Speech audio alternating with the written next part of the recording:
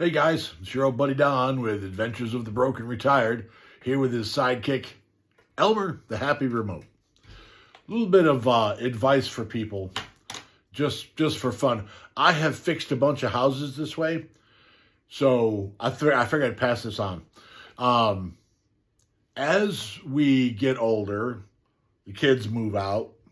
Of course, we've lived in the house forever, and the house is big, and maybe even added on to accommodate all the kids and grandkids and all that kind of good stuff. But these days, it's pretty much a big empty nest.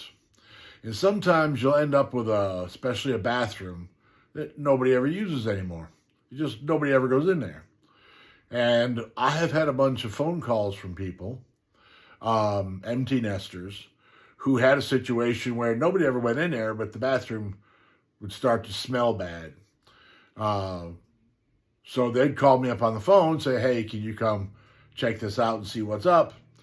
And my first word of advice to them was always, well, first of all, you find out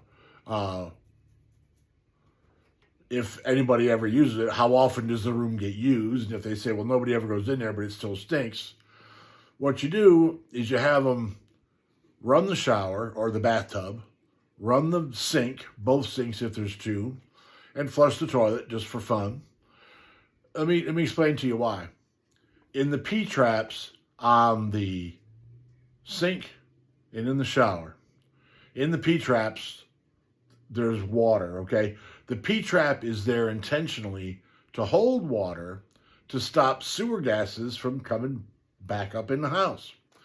If nobody ever uses the bathroom, over time, the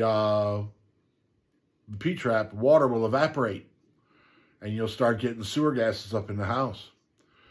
So if it starts to smell bad in there and nobody ever goes in, just run the faucets, refill the P-traps. Matter of fact, every once in a while, without it stinking, go in there and refill the P-traps, run the water.